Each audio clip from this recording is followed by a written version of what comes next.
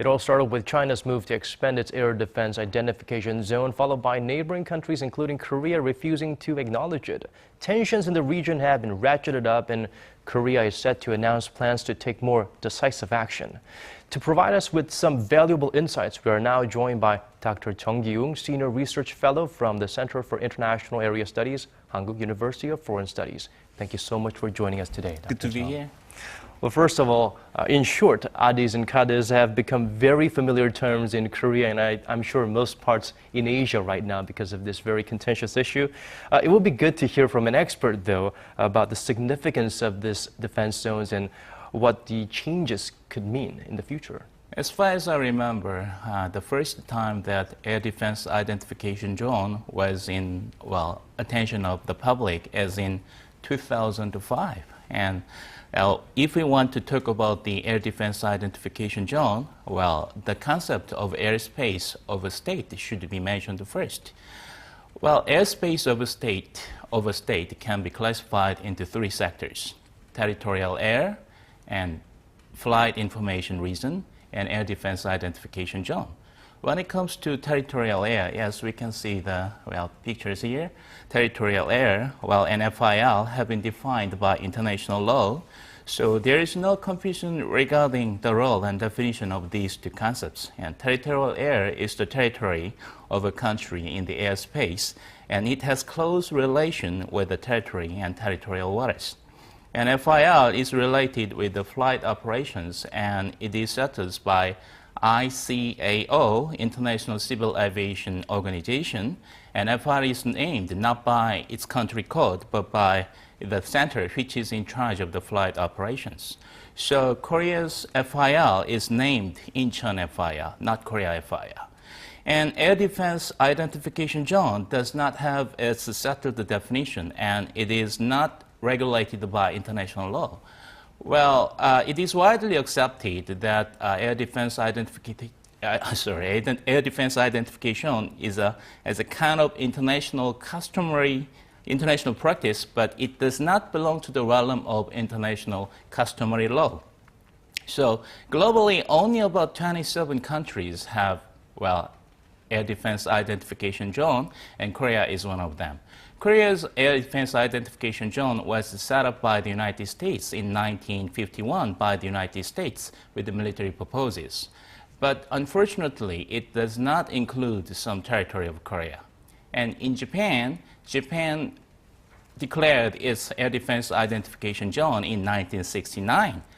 But this includes the territory of Korea, so this can be a problem. So Korean government has tried to correct this through negotiation with Japan, but Japan has refused to talk about this. And this time, China declared its air defense identification zone, which includes some part of Korea's territory and overlaps with Japan's air defense identification zone. So this became the hot issue among three countries. It looks like we need some more solid measures, regulations to identify or mark these zones. They can be the solution, but we'll talk about that later. Right now it's more like calling shotguns and calling or who started it first, or finders keepers, more or less at the moment. The main cause of concern is the military involvement that came with the ADIZ fiasco. China. We feel that it may be their move. Some experts feel that it's their move. The expansion of ADIZ is their move to try and militarily silence Japan by doing so. But it would also seem that this action brings about some chain reactions. U.S. now has justifications for their pivot to Asia initiative. Yes. You agree with that? Yes. But when it comes to the legitimacy of China's, air defense identification zone, as there are no regulations, internationally agreed regulations regarding that, so in a sense, we cannot call China's declaration illegal.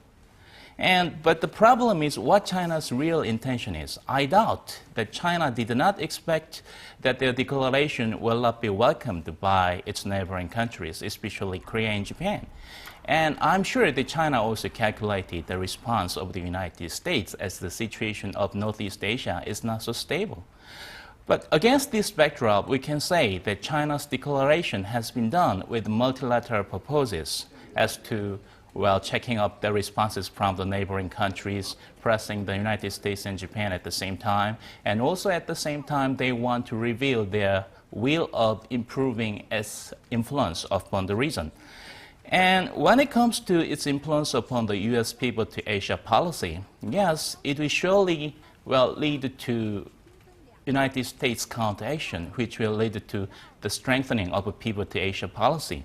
And we witnessed this. We witnessed a series of military drills which take place for the last few days, and this can be interpreted as the typical example of security dilemma. Actions taken by a state to improve its own security will lead other states to take same measures, and it will create a kind of crisis even when no side really desires it. So I'm really sorry about China's declaration at this sensitive timing, and I say that China should have been more prudent about this. So it was a calculated but a seemingly miscalculated move by China in some sense. Well, I cannot say that it's miscalculation. Sometimes rationality of irrationality can be accepted. So this can be accepted as a kind of, deepest calculation, which foresees the, 2 of 3 steps in advance. They did write the book on The Art of War by Sun Tzu, so maybe we should respect them in that maybe sense. So. Well, regardless, U.S. is clearly siding with Japan in the recent turn of events. We have China, of course, dispatching fighter jets to stake their claim in the new ADIZ. Are we seeing a prelude to the future of relations between these 3 countries? Is there a clear sign of how they will team up in the future?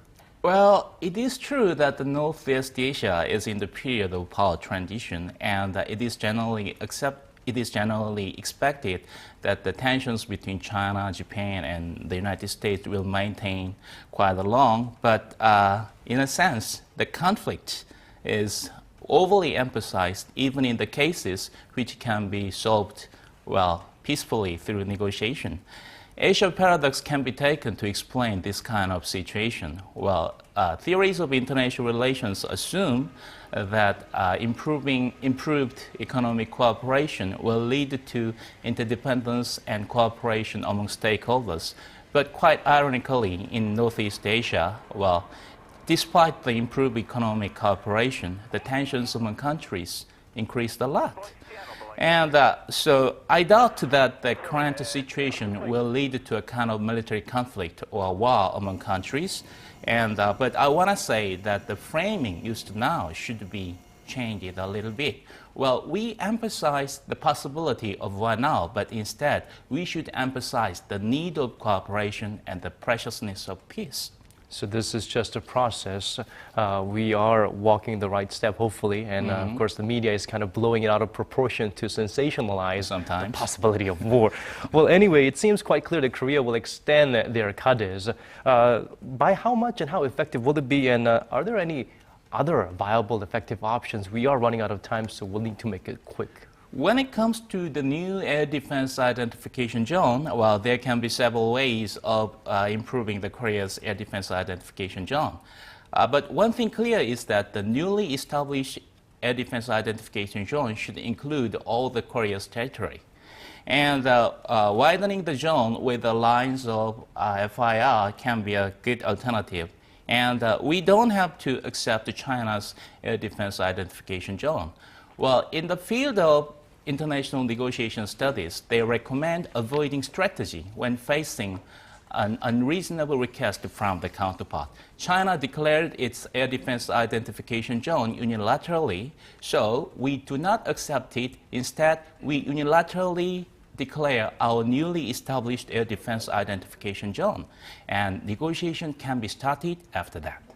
Okay, thank you so much for that eye-opening session in relation to the very hot ADIZ issue at the moment. Thank you so much for being with us, Dr. Jung Gi-woong. We hope to have you back here to provide us with your expertise soon. Thank you for having me.